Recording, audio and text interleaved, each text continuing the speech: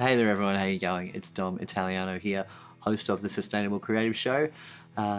Please excuse my stuffy voice and puffy face today. It's hay fever season in Melbourne, and today has got me better than any day I can remember. Today we have Jacinta Caruana on the show, and Jacinta is one of Melbourne's most wonderful singers, as well as being one of the loveliest people you'll ever get to chat with, as you will well see from this conversation. We cover all kinds of things in this chat. In particular, we talk about being a teacher and nurturing other people's creativity, what it's like to have to go back to work after having a newborn. She has a 9-month-old daughter, and what it's like to be married to a musician as well, as her husband is a drummer, as well as all kinds of other things. It was a really lovely chat. It's really nice to have a chat with Jacinta at her house while she's trying to sell it. So that was an interesting interruption, which hopefully I've edited out so you won't be able to see.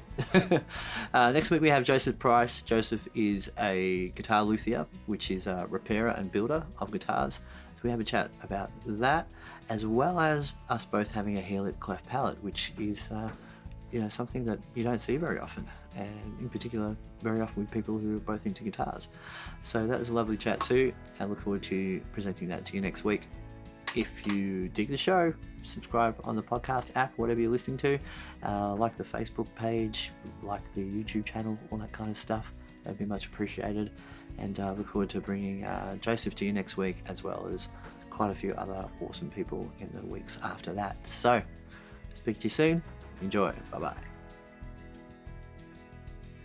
Jacinta Caruana. Dom! How are you? I'm good, mate. How Thanks are for you? having me at your house that you're about to sell. Oh, well, let's hope. Yeah, no, it's going to happen. It's going to happen? Yeah. I would. Do you want to buy it? I do. I'd like to. It's lovely. It's really nice. Mate, totes. It comes with studio Spotlights. lighting. Yeah. Yeah. Yep. It's really good. Yeah, I think so. It's much better than me having to carry them around everywhere. Yeah, it's an artist's house, I guess. It's beautiful. It's really good. I wish you the best of luck with that. Thank you. Because I know from being someone who worked in banking, and also prior to that I was a mortgage broker, I know how just all of the unknowns that come with buying and selling houses, and Stressful. it's really stressful. Especially when you're self-employed. Massively. It's very difficult. Yes. But When I bought my most recent house, I'll tell you a little story before we get into this. This is cute. okay. So I'd come back from overseas, and my relationship was effectively over, my last relationship, and not my current one. That's going well. That's so I hear. so far so good. Even I can't screw up a 3-month relationship. And there was very much that idea of, it was in the back of my mind, I think this is done. We have a house together. I'm either going to want to buy out her share or eventually, have my own house again. I'm a muso. I'm going to need a payslip. It was in the back of my mind. Then one day I'd done a wedding with you guys. Oh. It was the first wedding I'd done actually with you guys. The next sort of Monday or Tuesday, I'd walked into a branch of the bank that I banked with, and I had some cash from the wedding, and I thought, I better put this in the bank, right? Otherwise I'll just spend it on something, because I was feeling emotional, so I knew I'd buy a guitar or something like that. Retail therapy, nothing like it. By the way, it wasn't that much money to buy a guitar, but I knew I'd kind of, put it together. We don't get paid that well. No. And I walked into this branch, and I was like, you guys, they're all chatting away and having a laugh. I go, this looks like a nice place to work. You look like you're having a good time here. And the manager happened to be standing there, and he said, oh, are you looking for a job? And I went, no, not really. And within half an hour of chatting to them, I had a job at the bank. What? And all that had to happen was the area manager had to meet me to sign off on putting me on staff. What? Yeah, that's how I worked in a bank for over a year. But you had to have qualifications. No. So That's good to know, all these bank managers we deal with. Well, effectively, once you get a job, you get certified in this, that, or the other. Yeah. So you can't do a mortgage for someone without a certification. But once you get employed, you get the qualification. But it was, and so I ended up doing personal loans and credit cards for people and stuff like that. So you have to do certification to be able to do that. But to be a bank teller, I mean, you have to do the training, but it's a customer service role these days. Wow. Very much so. But that was it. So then, of course, you know, for a long time there, look, I'd done mortgage broking before, Right. but and I loved it, but that's one of those jobs where it's exactly like being a musician. You are out of the house after hours, and visiting people in, you know, at times when your partners, if they work conventional hours, is at home by themselves, and yeah, it can be pretty rough. I've been very aware of that. We don't ring our broker after 5. Well, we try not to unless we're desperate. Oh, right. Yeah. Well, he's obviously quite established then, if he's not worried about that.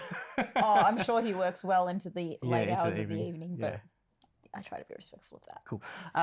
Now that we know you're selling your house, and it might be still on the market when people see this in a week or two. Know. So, yeah. It doesn't come with the giant Wizard of Oz picture, though. We're taking that. Is it one of your favourite films? It is. Yeah. I played Dorothy in Year 12 for an amateur theatre group.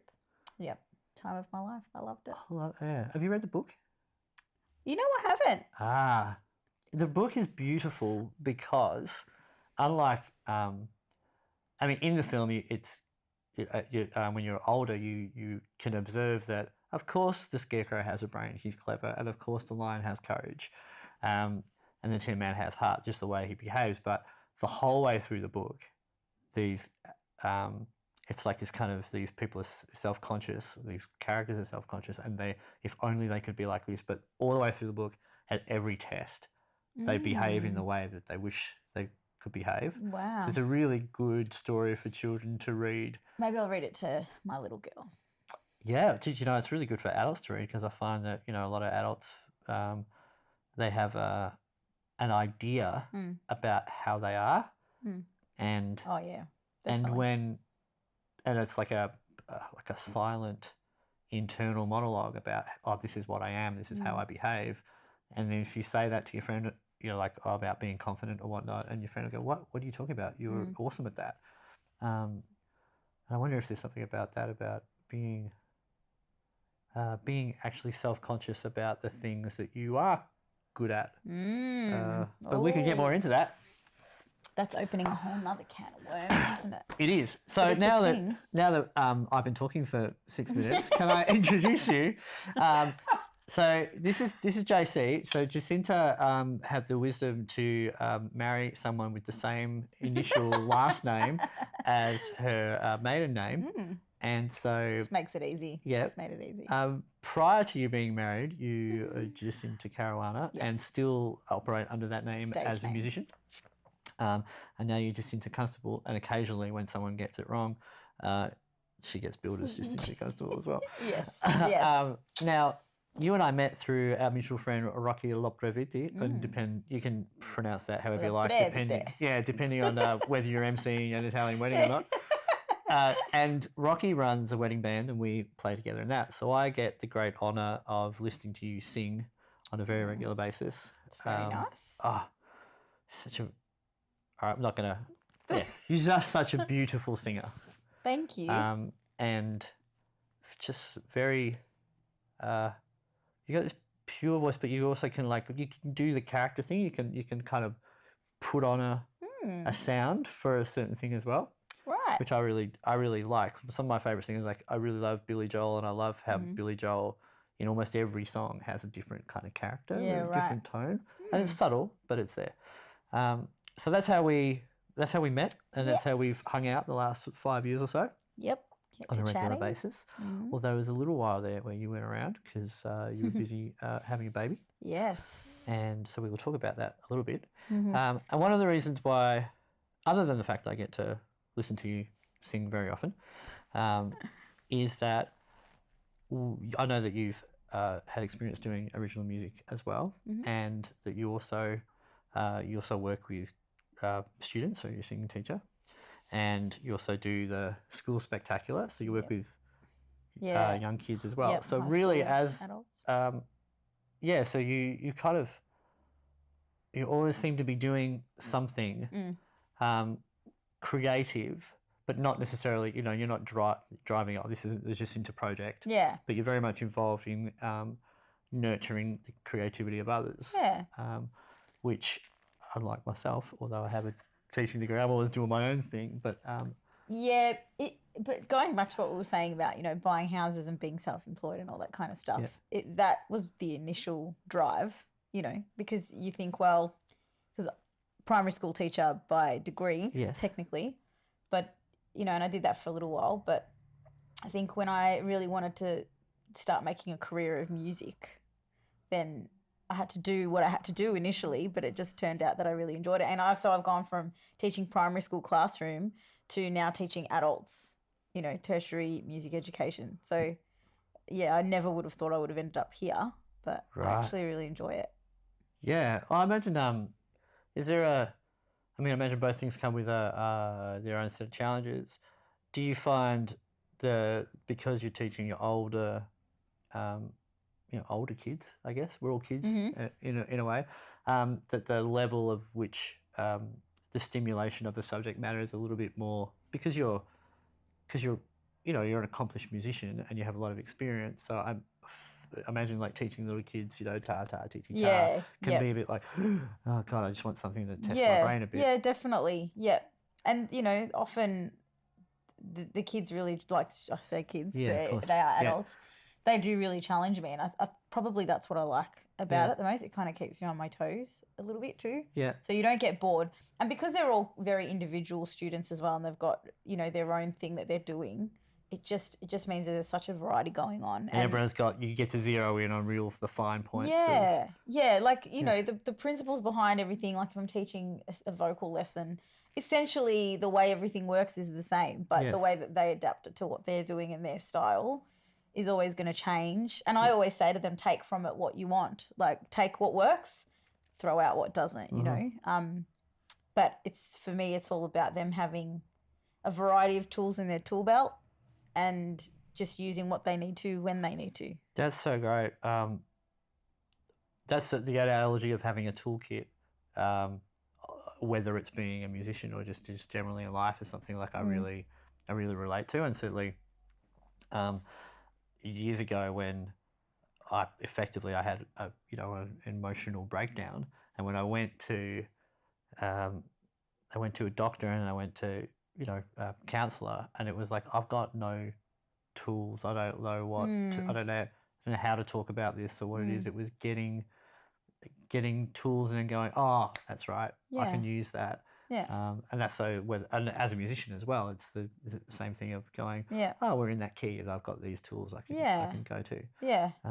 That's cool. So do you, with your teaching, do you mostly teach individual singing lessons? Or I was, when I came back from maternity leave, we'll call it, maternity or just leave. Not working, not getting paid to teach. Pretty much, that's what it was. Yeah. I went back to just working with ensembles, with bands, just because it was a little bit more flexible. So I don't do as much one-on-one teaching now. Yeah. But for the majority, that's probably the bulk of it that I've been doing. That's where my experience lies the most, I think. What would be, if you can, the main difference between that you find with dealing with someone one-on-one and then dealing with the groups? Do you have to be a lot more sensitive because, in the sense of, I won't say that in front of the peers. Yeah, definitely. Yeah, for sure. Being a musician is you put yourself in a really vulnerable position.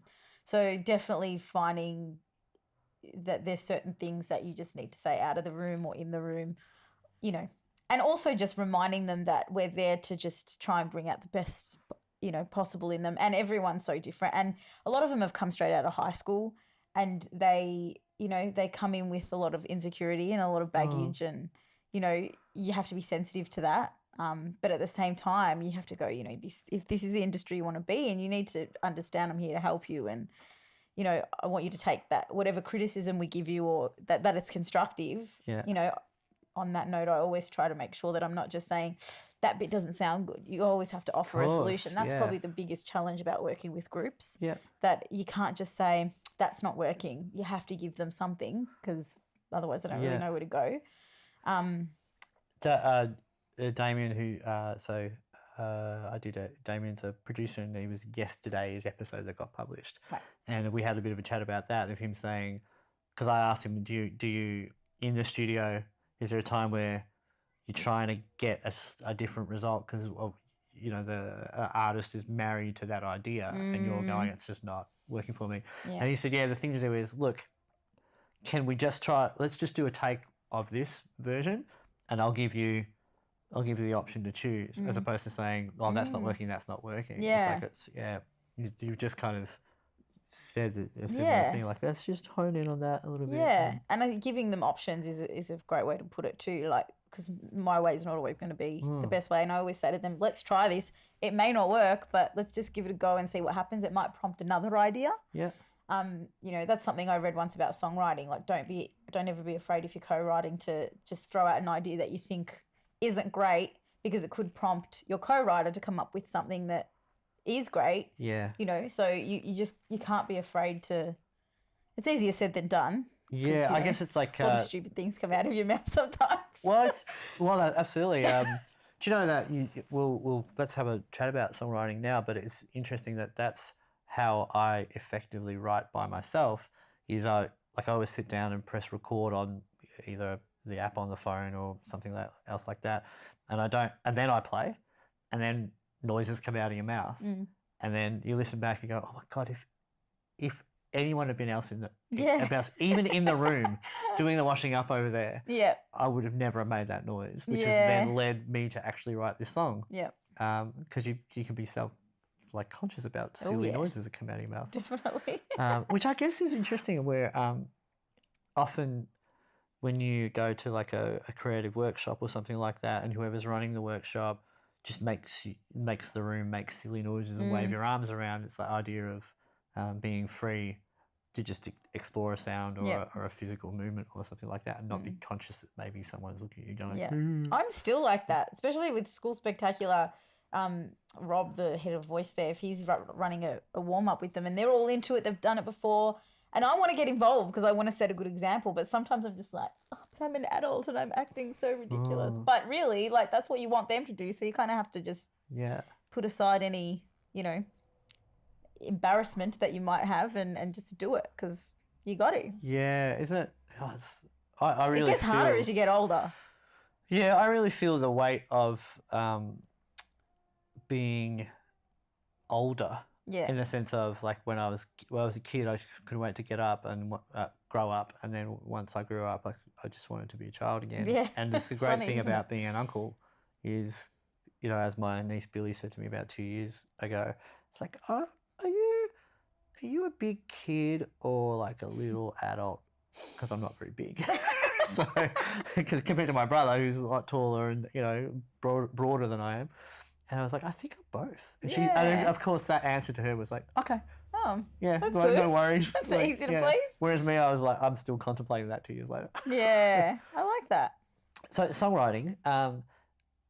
So you do you play piano a little bit? Look, I play enough to sort of teach. So you can play the scales. And I've never been chords. taught. Like, I'm self-taught. When I was studying music, there was a subject, keyboard 1. And I never got past keyboard 1. Yeah, really? Yeah.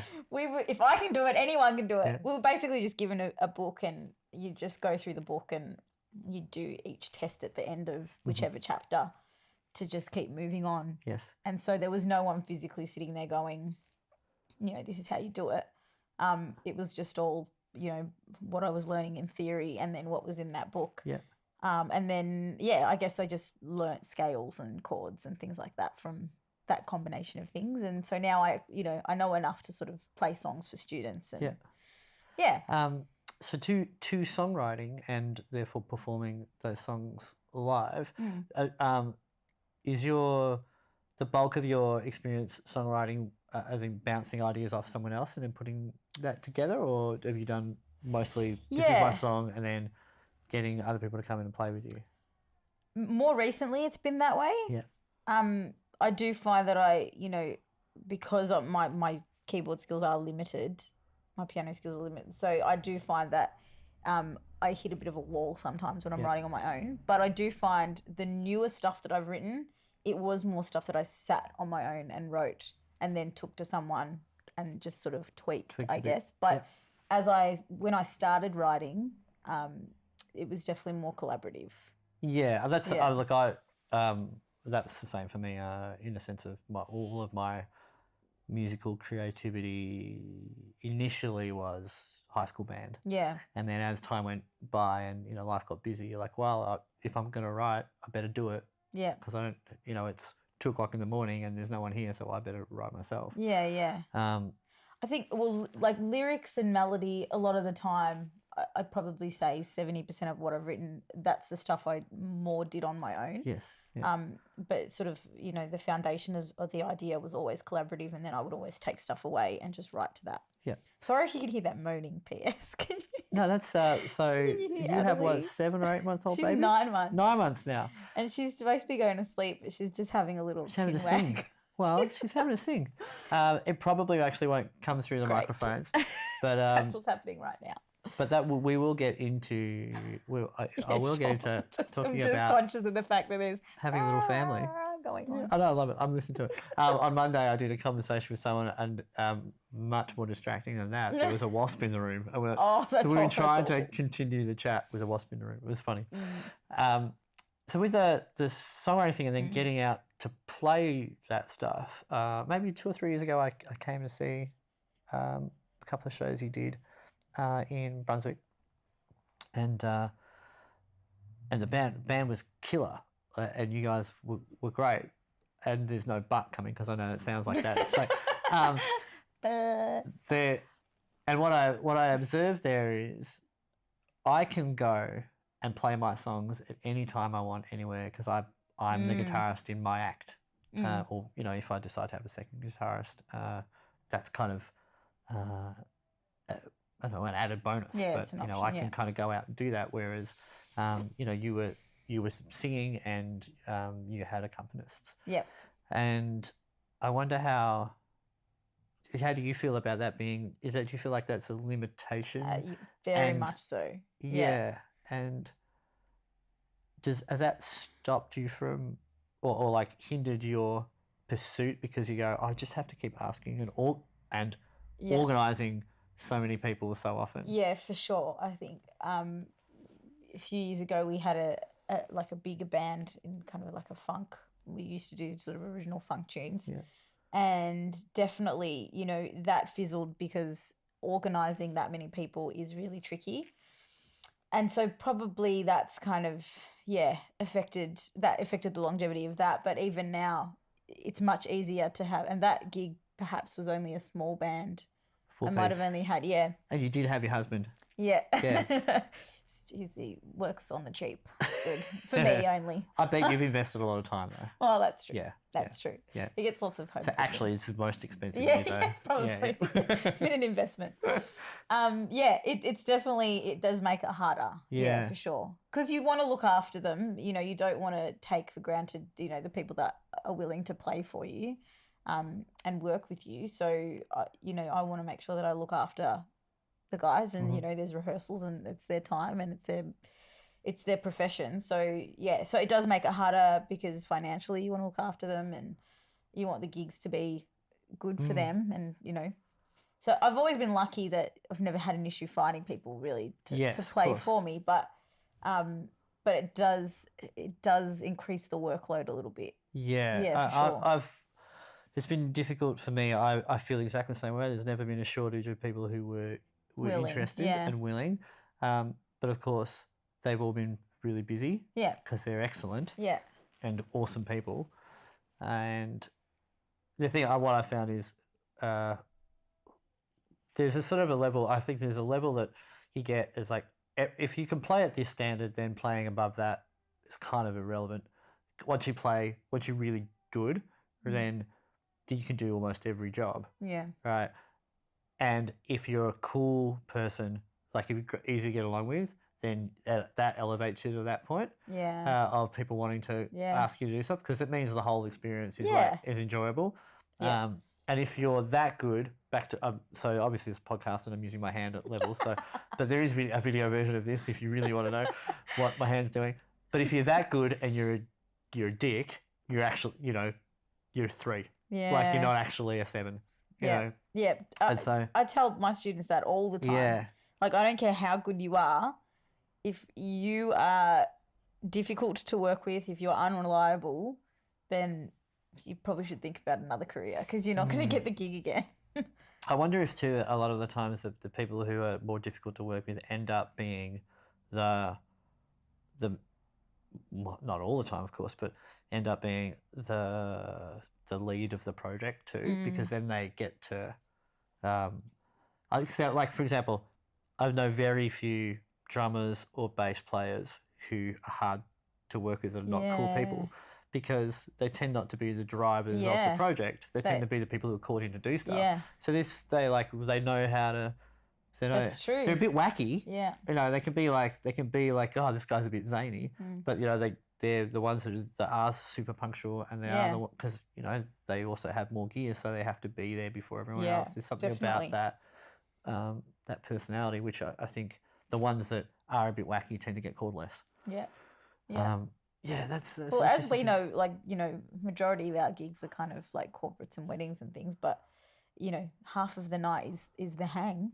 So yeah. if you're with people that are difficult to be around, it's certainly make it very is enjoyable. Yeah, well, that's true. I mean, and we're the majority of the gigs that we do together are that. Yeah, I mean, the majority of mine are the pub gigs, but but even that, like, that's the same. It's the same thing. Like, if you've got 2 or 3 30-minute set breaks, even at the pub gig, which are generally shorter gigs, like, I do know people who they separate for set breaks. Oh, really? And they get back together for the gig, and the gig's fun. They do a great job at the gig, but they've got zero interest in hanging out. They're just there to work together. Oh my gosh. I'm very lucky that I don't think that I've been in that situation. Yeah, and look, the lovely thing about the band that we play in is, I find sometimes, the Rocky's like, we got to get up and play. It's like, we're just hanging out. Into it. That's really quite funny. So back to the songwriting thing with you, do you, because of the fact that so much of the getting out to play is the hard part, do you feel that you go through seasons of being creative and having a zest for it? Yeah, definitely. And then seasons of, oh God, I'm just exhausted from trying to do that, and for sure, the rest of my life as well. Yeah, definitely. Especially given, the last couple of years that I had kind of getting married, and then there was a stint of like original gigs, and then obviously then I fell pregnant, and so it's been a little while since I've been able to do one. But yeah, probably more recently I've really started to feel that kind of itch again of just, actually just wanting to write new material. Do you find it's, as a teacher as well, do you find it's a bit cyclic? Like, for example, the year ramps up. So we're in the southern hemisphere, so we're in Australia. So our summers starts December. But do you find that your work year ramps up about February? Yeah. And as far as teaching goes, and then it's pretty much full on until, because you're tertiary, maybe. Yeah. Do you do trimesters? Yeah, we do. All right, so you don't get that much of a break in between. Yeah. Right. Even over summer, it's not that long. Yeah. Really. Okay. I did. The reason I asked that, because obviously you get that the arc of the middle 9 months where most teachers are like super flat out. Yeah. And then there's a little bit of a break over Christmas, which you don't really get clearly. No. But even just the like spring, I find spring hits, and you're like, we have, what do we have? The time, what is it? Daylight saving, and you go, I've got more daytime. Yeah. So maybe we'll get something done. Maybe I'll get something done. Well, but maybe I find that the gig season, though, because it quietens down in the middle of the year for us during winter. That's probably more the time where I start to feel like, maybe because it's being indoors. And it's kind of hibernating, and you kind of like got a bit of like, because over summer, snuggle up time. You've got Christmas, you've got New Year's, and you're sort of back at work getting the motions of it. You want to go to the beach. And it's wedding season. Life gets life corporate gets season. really busy, and Yeah. I think more than I feeling like I've hit a brick wall with writing. It's more that before you know it, we're in the new year, and I've written nothing for the Yeah. last year. Do you know, Time just flies. it does, and even being aware of that is interesting to the point where I've booked 3 weeks recording for February for my new album, which isn't fully written. It is the date today is it's late October, knowing that if I don't have it booked for February, by the time we get to February and I start thinking about it, well, I won't record till June. Yeah. And so you've got to have that in the not even the back of your mind, but it kind of going, oh, well, that thing's coming. I better. And I would work much better if I had something like that too. Yeah. Yeah. And the only reason I've come to that is because I've not done that before, and it takes 2 years to do something. Yeah. And you go, geez, because life, life's busy, which is what this whole idea of having these conversations is about. Basically, what I'm wanting to do with this podcast thing is have chats with people who are doing things that I would really like to do, and then have them tell me, yes, it's difficult for me to do these things too. And then I go, oh great, it's not just me. Oh, no. It's hard. It is hard. And so it's coming to the end of the year, and you, what I did want to chat, and the reason why I wanted to do this now, because you have a project, a gig coming up with your friend Susie, who also had the wisdom to marry someone with the same last initial as her. Did. So Susie Garochin, Yes. who is Susie Goebel Goebel now, as yeah. well. Did you guys chat about that? Oh, It's good strategy. We're You best did chat friends, about so weddings. we planned it really. Yeah. Yeah, very, very clever. And so you're doing a project which is the Singer's Song. Yeah. And that is a night at the Paris Cat on November 15th, 15th, that's Thursday right. night. And so this comes, I'll just preface this with what I've noticed about female musicians, right, is that you guys get together and do stuff together a lot more than, say, like guys do bands, but like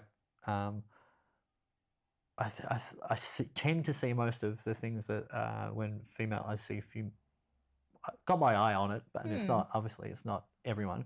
But you guys really do let's get together and do something together really well. Maybe it's a girl thing. We like to go to the bathroom in pairs and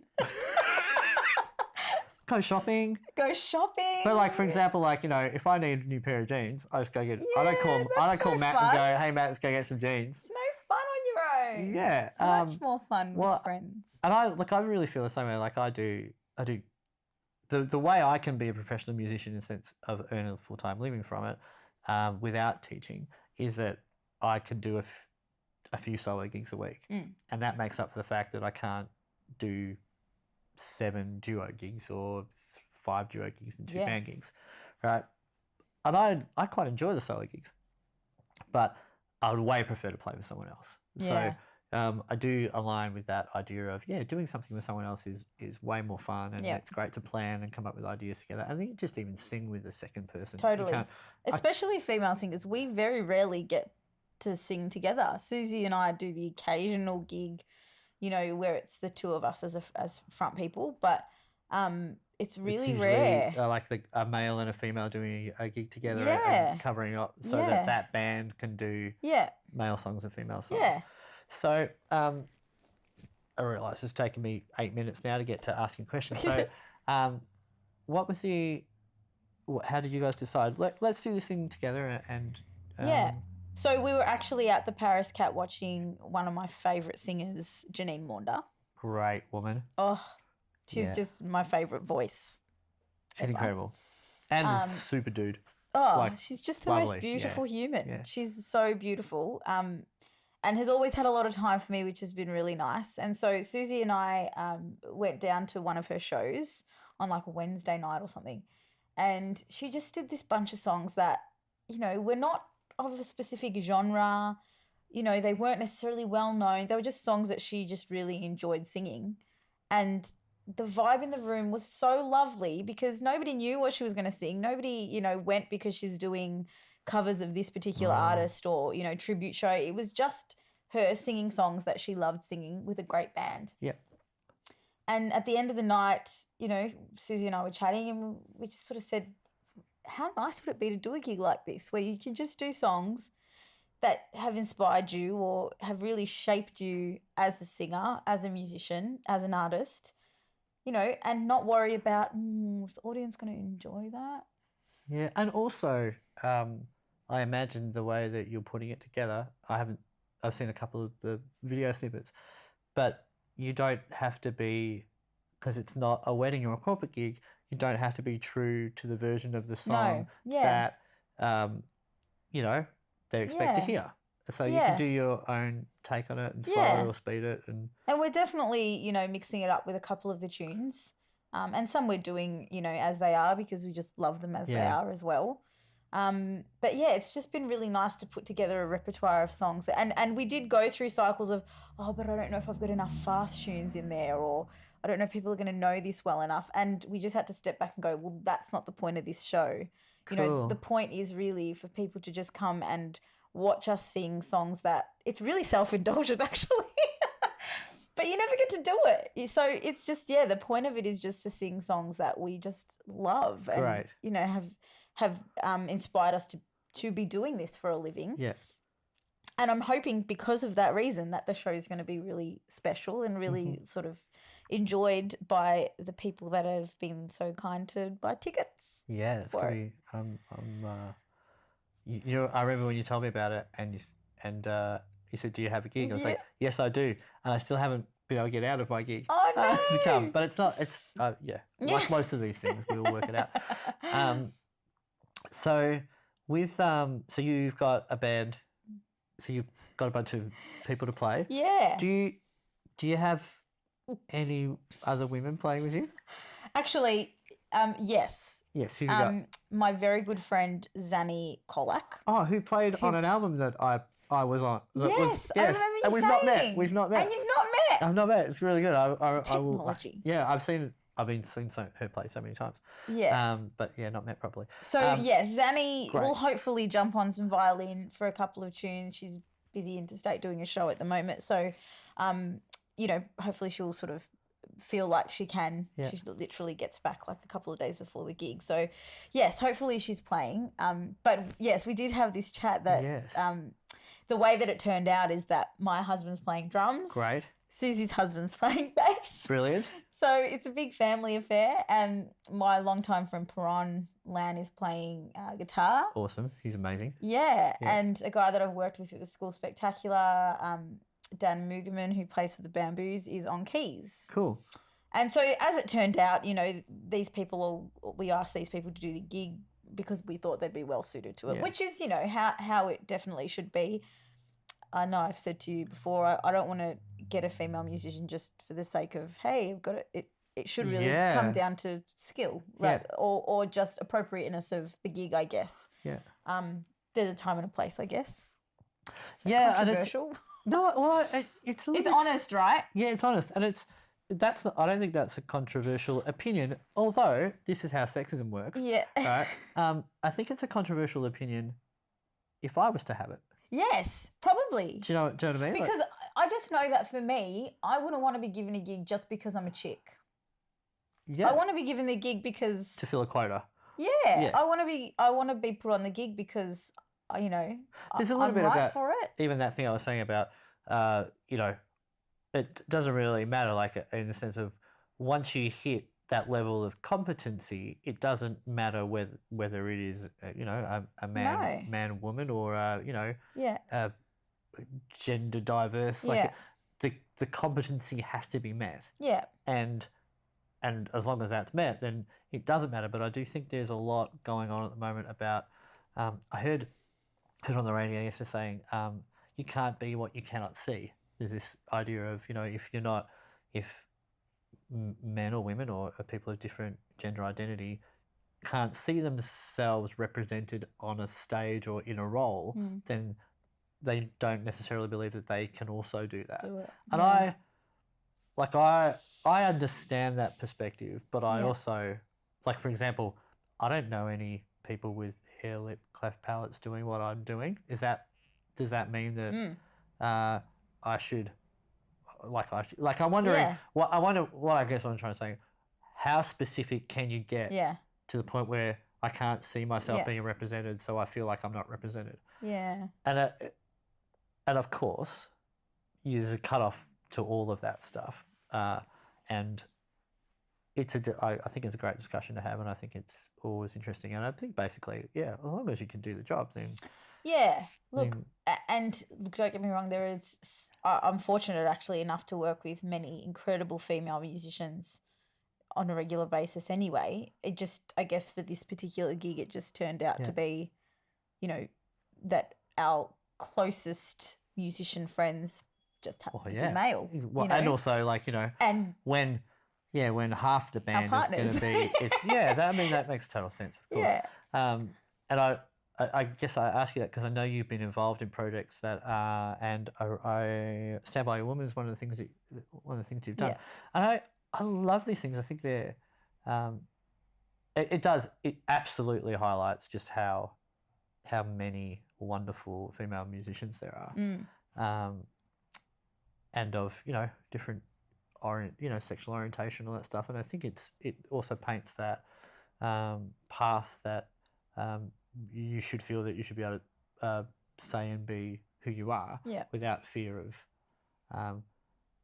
being that's why you're singled out. Yeah. Because I think, of course, people are always going to single out, I'm wearing a black t-shirt because I put on I've got a bit of a pudge or something like. If people are jerks, then yes, they will do that.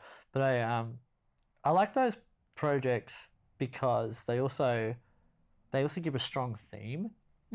And something that you were saying about your gig with Suze is that sometimes you just want to get together and do something because you want to do it, and then the other times it's actually really good to have a theme because then it brings a lot like a focus to something that otherwise you might not have. And I think the whole point of Stand By Your Woman was, the idea of it is to inspire and to bring something to the stage that you don't normally see, and to try and make it a little bit more normal, I guess, Yeah. The ideal scenario of that would be that, young females would come and see that gig and just be like, I can and will do this and want to do this. Which is that aligning with that idea of, you cannot be what you cannot see. So if you see it, you go, oh, that's something to aim for. Yeah. I actually, and this, I don't know, sorry if it's going off topic, but that's the point of this, right? We're allowed to go off on tangents. Life is all about tangents. I taught, I used to teach a subject called tutoring techniques, and 1 week of the subject was about stereotypes in music and things like that. Cool. And part of the discussion was, how do we change that? As from a teacher perspective, how do we change that?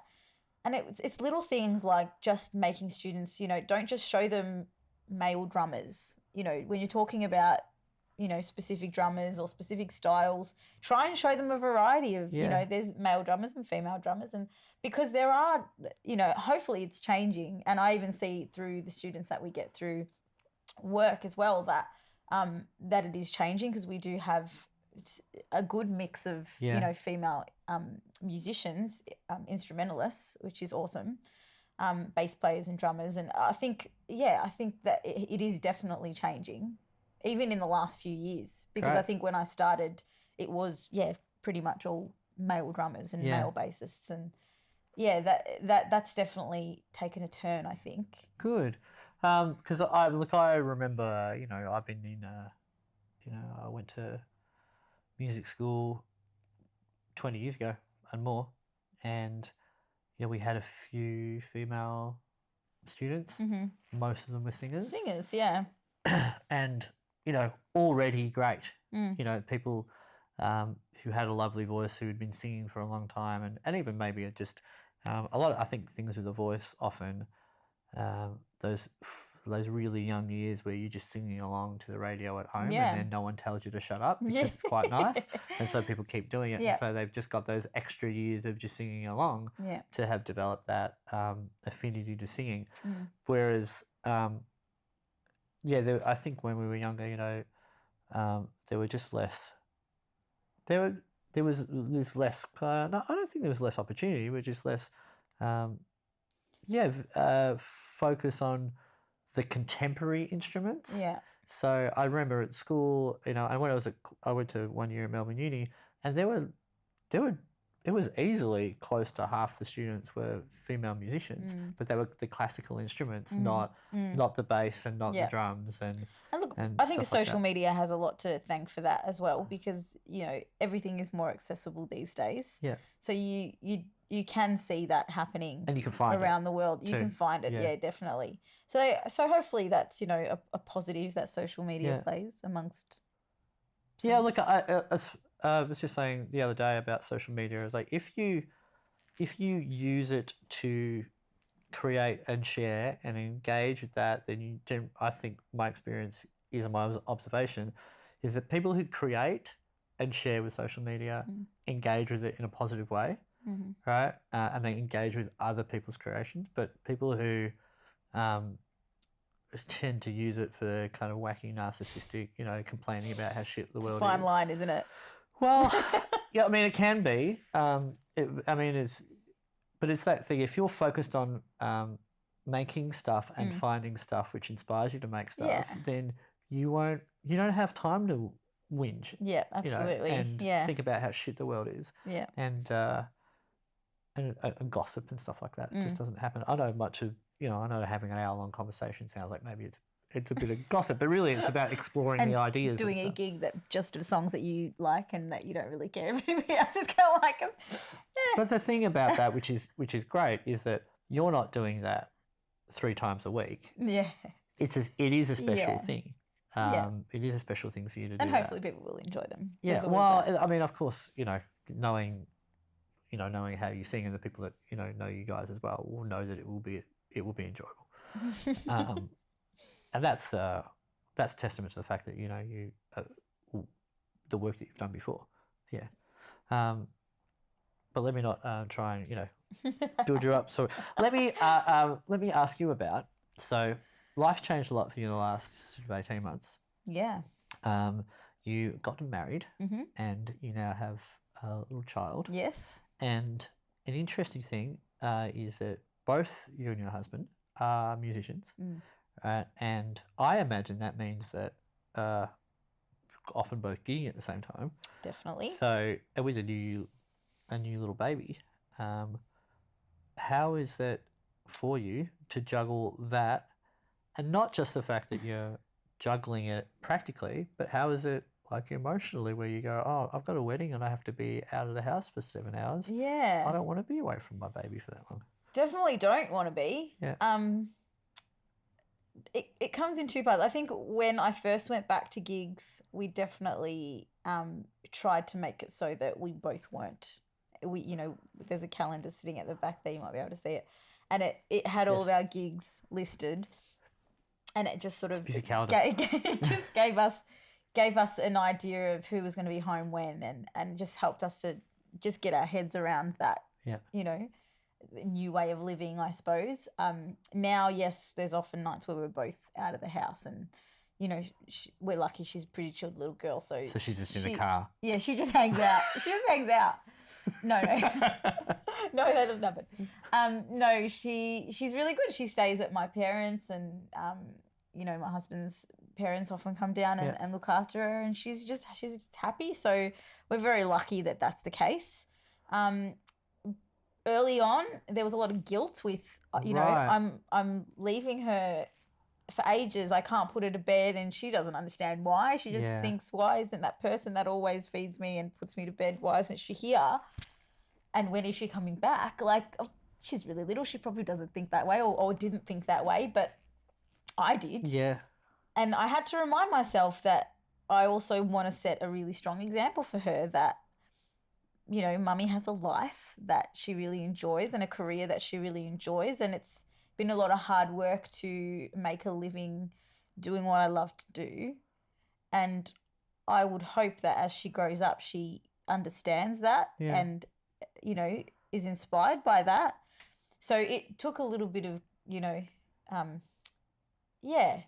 encouraging myself, I guess, into thinking this is really great for her and I'm setting a really good example for her. So it was very important for me to keep doing what I was doing. So that she couldn't grow up knowing that that's an option, you know?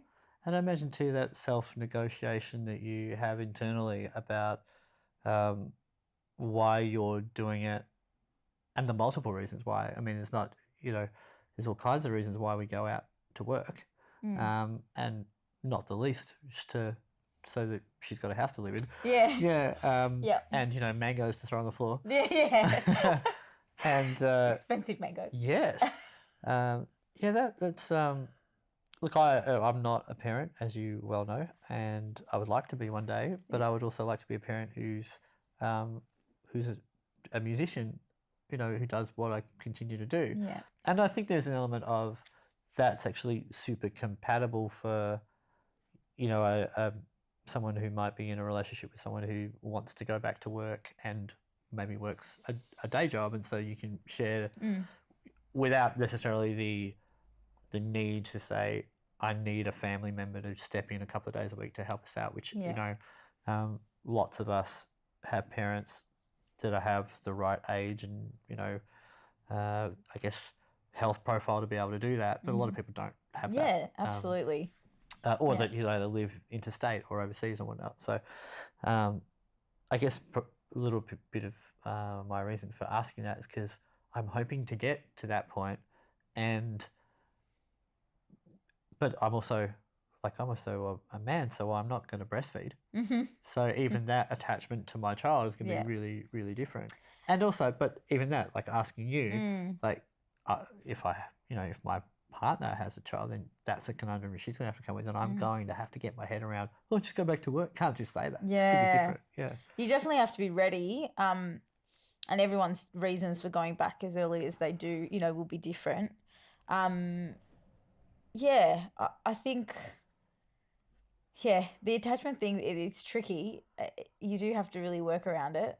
I don't know, I guess, for me and for my husband, me going back to work was partly, I always thought, I wouldn't go back to work for ages. I'm happy to, but I did see the value in it for myself, because as in like mentally and emotionally as well, to just kind of go like, all right, there is more to my life than there had to a baby be. that's not talking back. There definitely had to be, I think.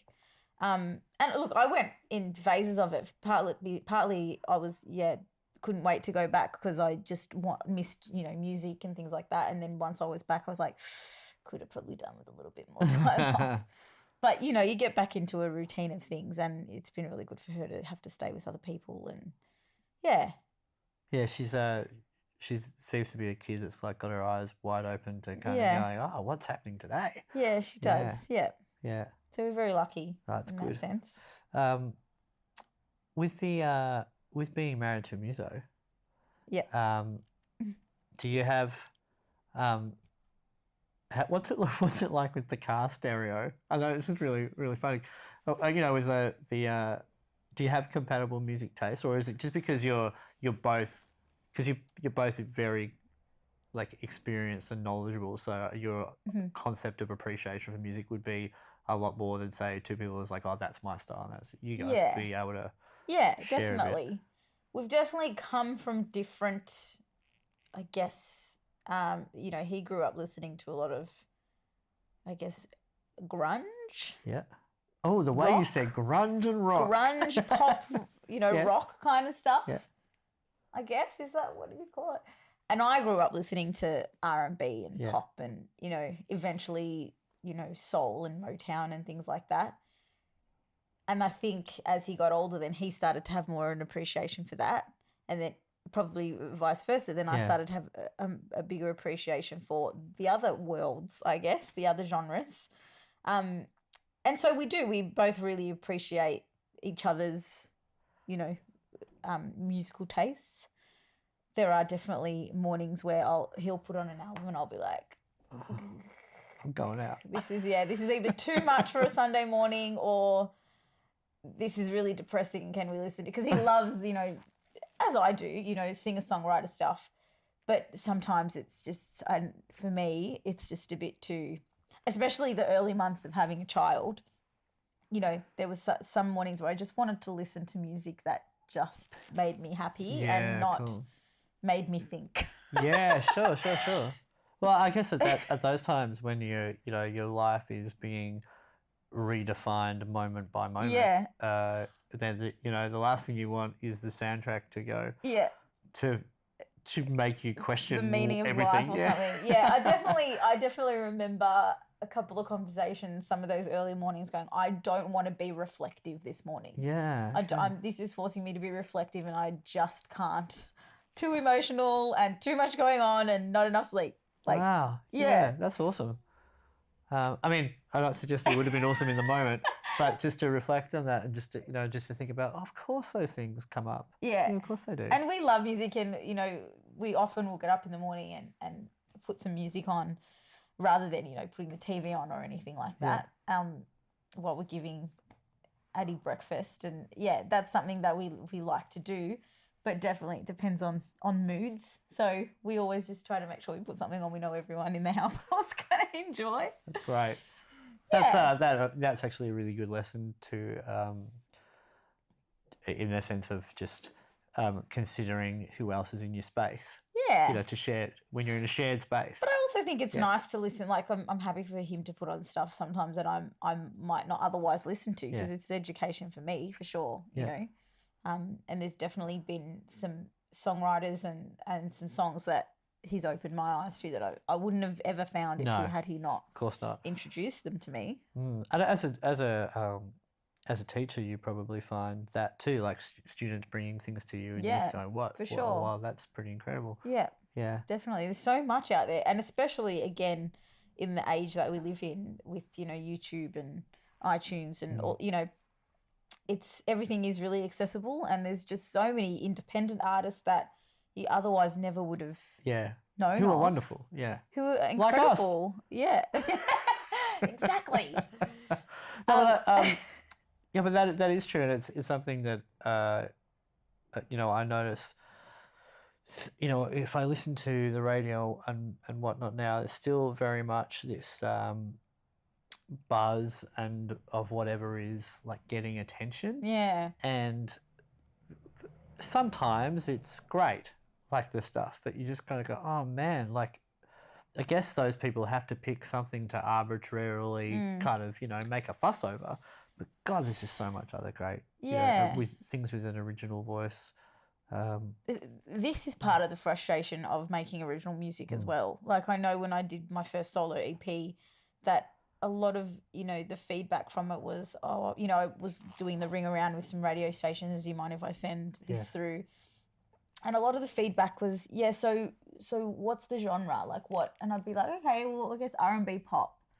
And then, cool. So you'd send it through and then you'd get the feedback that, these tracks are cool for this, but this stuff it's all a bit, that's more acoustic songwriter and that's more... Yeah. It's like, why do we have to stick to these? Well, at least you got some feedback. Well, I guess so. I guess so. Yeah, you're right. And it's hard because you want to be able to just make, and I get like you said, they need to have something that they can plug. But that is the frustrating thing, that you are often writing, to that just to please the people at the top that are going to, and that makes it really difficult, and it makes it very, very emotionally draining. Which leads me to the crowdfunding thing, which is, I remember when I was doing that and you and I had a chat, you saying that you kind of felt like you didn't feel quite comfortable with it and maybe it was a bit icky. And interestingly, the one day, I was right in the middle of getting mine ready to do, and we did a gig with someone who had done a crowdfund, who's well over a year before, yes, I remember who still this. hadn't finished the project. Yes. And we're talking about the important thing is to deliver the thing. Right? Yeah. And what I found, what I learned from my experience, which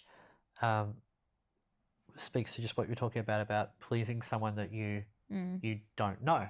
So you make your thing, and then you send it to people, it's like, well, hopefully they will like it. And I guess with the crowdfund thing, like what I found is with that, I knew exactly who my audience was for that project. Well, that's true, yeah. Which was really great. And so I was able to, although I had written the songs before, but I was able to communicate with exactly who I knew at that point for the rest of the project and share that. And it really made all of that ambiguity and being tired, like at least I was tired from doing something with people who, like, I knew who they were and I knew where it was going. And that was so much better than this idea of I'm making my thing and then let's see. Yeah. And that's a nice way to think of it. I've never looked at it that way, I guess. I think I came off, you know, spending some savings on recording an album, and then the crowdfunding thing started, you know. And of course I'd done that for years before. And then it started being a big thing, and I was like, it didn't sit great with me. I think maybe just because I'd come off, like, I've just put all this money in. What I do think is great is when you pay for it in advance. You know, which is what I did. Like I did. Like I paid for all the recording, and the recording thing was done. So you'd be happy to know I've come around to the, you know, crowdfunding for album recordings kind of thing. I definitely see. I don't really like it when people do it to fund tours and things. Yeah, I guess so. I still doesn't sit with me. Yeah, I can look. I completely understand that, although it is there is an element of it, and it just depends who it is. For example, and it also depends what the rewards are for the crowdfunding. For example, if there are any. Well, true, and there should be. So if you're an Australian band and let's say you booked some dates in the UK, right? And you want to go to the UK, right? And so I would imagine the idea there is that X amount of people in the UK that you've got a little bit of an audience there are effectively pre-buying, just like what happens when I don't know, Taylor Swift books a tour.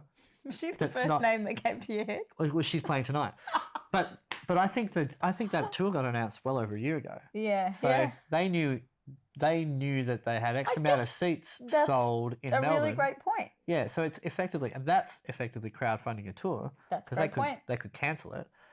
But the idea also is, like, if you've got a base, if your base is in Melbourne and you want to go to the UK and you don't have much of a base in the UK and you're asking your Melbourne crew to help fund it, then of course the idea there is what are you going to, what special thing are you creating for us to go over there? I guess supporting a musician's passion should be enough, I suppose, of a reward. But yes, but I do think it's where you feel murky about it, and I completely understand, is when it's like, I need your help. I haven't given you anything yet, other than I make music, and I'm not giving you anything particularly special for the thing that I'm asking you to support, but I need your help. The whole I need your help thing is like, do you know, I think, and this is where it comes back to, my dad once said to me, I was about 19, and he said, Dom, every relationship is like a bank account. You need to put in before you take out. Right? And I do think a lot of the crowdfunding things that you in particular and I have gone, right, they are focused on give me. Yeah, let me do what I want to do. Maybe that's what it is. I think I just know so many people who've just worked their butts off and work like 3 jobs and, you know, gigs, double gigs some nights and, Dribble. You know, like I know that for me, those people are sacrificing because they really want to achieve something. And that to me, I would support any day of the week, I guess. But it feels a little bit like, you know, fun for me to go on tour and do this, but I'm just going to sit at home and this is so controversial. No, and I'm just going to wake up at midday and just make some music. Well, I would love to do that too, but I have to work and, you know. I do think It's there's very, yeah. it's a big generalization because not everyone is like that. I've got some really incredibly motivated musician friends who have done GoFundMe campaigns, you know. Well, for the same thing. GoFundMe and crowd. Or, okay, yeah, GoFundMe and slightly yeah, different. there's Yeah. like I think there is an element of GoFundMe which is like actually just pay for my stuff, Yep. and it's like, for example, I like, want to buy a house. GoFundMe. well, yeah, like the difference between like, see, when someone says I need your help, right? I feel like they've got a problem, like that. You know, it's like it's health related, home related, like something that they need help with. Well- but for example, the crowdfunding thing, GoFundMe is like I need your help, Yeah. and I'm not prepared to use my initiative to Yeah. create something else. Creating a possible or a pledge music or something like that, that's when you kind of go, yeah, great. They generally seem to be better. But it's the delivery thing as well. Like, for example, it all depends. I'm waiting doesn't for it? 4 albums I funded over a year ago. Oh, see, that's annoying. That's like, That's dude. annoying. I want to And- hear my music. and also, the thing about that is like, I've not been communicated with very much. So I have contributed to one of these things before and never received it. Never received the album.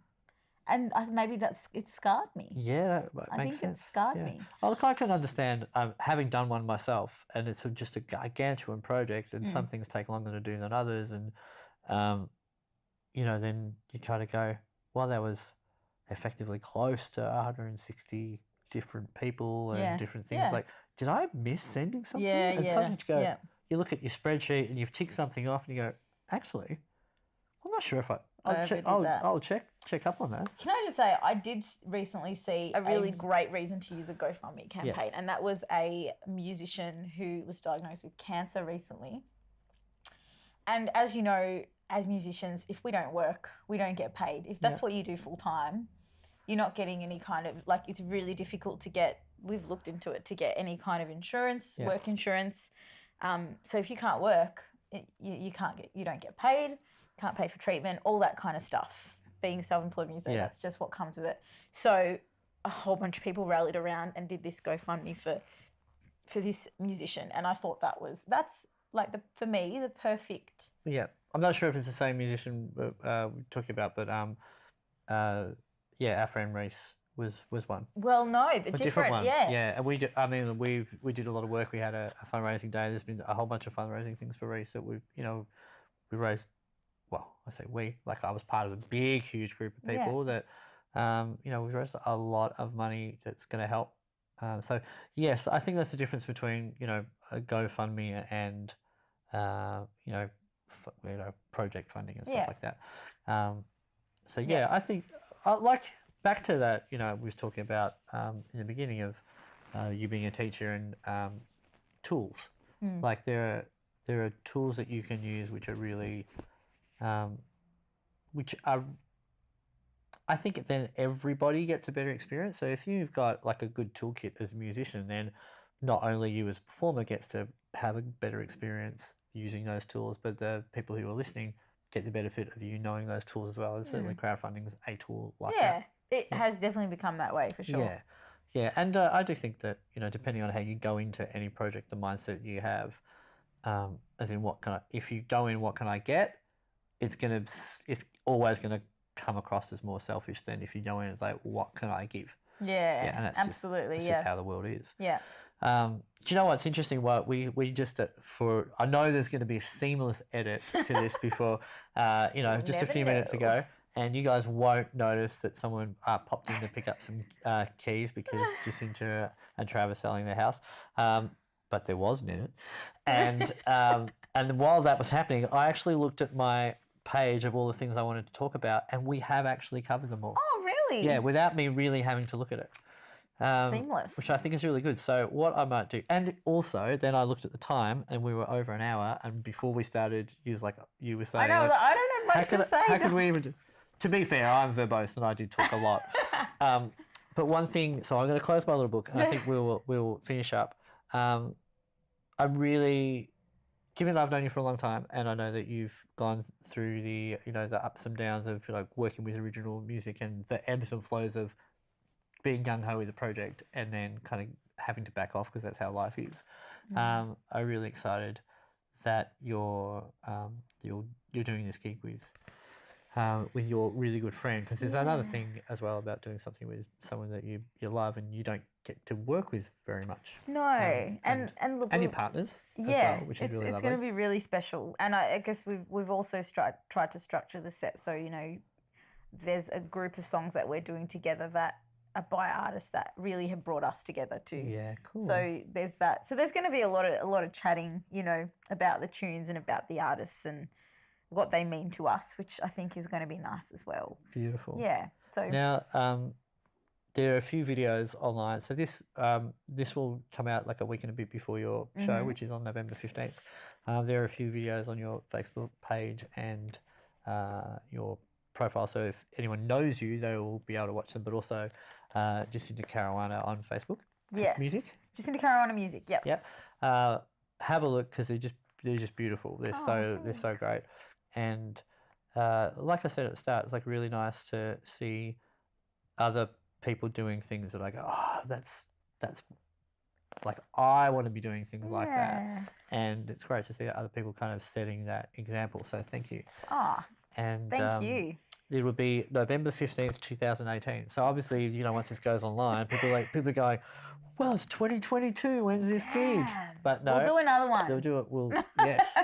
But so thank you for having me in your house the week you're trying to sell it. I mean, it's all right. You got it looking at its best almost. Well, like you said, which is a great attitude to have. Like you could have said, things are manic, and we're doing a million things at once. Could we reschedule? But like you said, life. If we do it next week, it'll be something else. Yeah. No. So, happy to have you over. Thank you. I really appreciate it. Thank you for thinking I had enough interesting things to share. Well, like I said, like at the start, like I get to sit. Oh, I mostly stand. We sit next to each other in set breaks, but we stand actually next to each other on stage, and I get to, like, I know you, so like I know that you got a beautiful way of seeing the world. So, thank you for sharing it with everyone else. Thank you. And maybe next time we could do, we could do a series of husband and wife muso conversations, because I would love to hear the back and forth as well. I wonder how much the husband... Actually, our rehearsal the other day was quite hilarious for that reason. With two married couples there? Yeah. It was like, oh, I might do it this way. You'll do it the way I tell you to do it. Thank you very much. That's gold. Yes, so it's enjoyable. Yeah. You might get more of that at the gig. That's funny. Well, as long as I can work out a way to get there, I will be there. But, amazing. November 15th at the Paris Cat to sing a song. That's the one. Yeah. All right. Thanks. Bye, everybody. Thank you. Thank you.